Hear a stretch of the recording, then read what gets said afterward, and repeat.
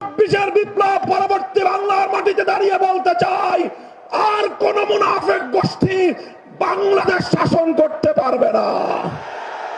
বাংলার মানুষ সেটা মেনে নেবে না। 14 গ্রামের মানুষের কাছে আমি প্রশ্ন করতে চাই, কেউ প্রকাশ্যে এক কথা বলে, তলে তলে আরেক কাজ করে, সেই জাতীয় মানুষকে আপনাদের দেশে কি বলে? জোরে বলেন, কি বলে? 24-এর বিপ্লব পরবর্তী বাংলার মাটিতে দাঁড়িয়ে বলতে চাই, আর কোন মুনাফিক গোষ্ঠী বাংলাদেশ শাসন করতে পারবে না। বাংলার মানুষ সেটা মেনে নেবে না। আজ 24 জুলাই পরবর্তী বাংলাদেশে গণমানুষের চোখে মুখে যে এক নতুন অভিব্যক্তি, নতুন যে প্রত্যাশা আমরা দেখে আসছি, আগামী 12 ফেব্রুয়ারি অনুষ্ঠিতব্য ত্রয়োদশ জাতীয় সংসদ নির্বাচন এবং ঐতিহাসিক গণভোটের মধ্য দিয়ে এদেশের মানুষ নতুন বাংলাদেশ বিনির্মাণের জন্য মুখিয়ে আছে।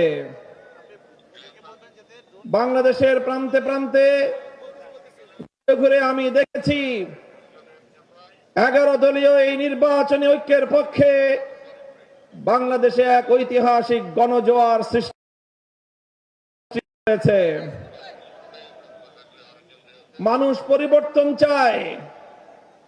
71-এর যে মহান মুক্তিযুদ্ধ সংগঠিত হয়েছিল, জালিমের বিরুদ্ধে মজলুমের লড়াই, যেখানে মানুষের ইচ্ছা আর অভিপ্রায় ছিল বাংলার মানুষের ভাগ্যের পরিবর্তন হবে, বাংলার মানুষ তাদের অধিকার ফিরে পাবে, বাংলাদেশে বৈষম্যহীন এক সমাজ গড়ে উঠবে, বাংলাদেশের মানুষ আধিপত্যবাদী ব্রিটিশ বেনিয়া এবং পশ্চিম পাকিস্তানি খান পাঠানদের 200 বছরের বৈষম্য, জুলুম এবং লাঞ্ছনার বিরুদ্ধে মুক্তিযুদ্ধের মধ্য দিয়ে দেশকে স্বাধীন করার পর আশা করেছিল এ দেশীয় শাসকরা মানুষকে তাদের সম্মান, মর্যাদার অধিকারটুকু দিবে।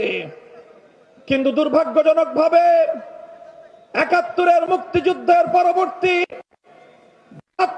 24 সাল পর্যন্ত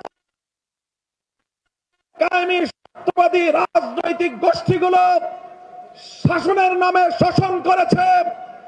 মানুষের উপর তারা তাদের জমিদারি প্রভাব বিস্তার করার চেষ্টা করেছে।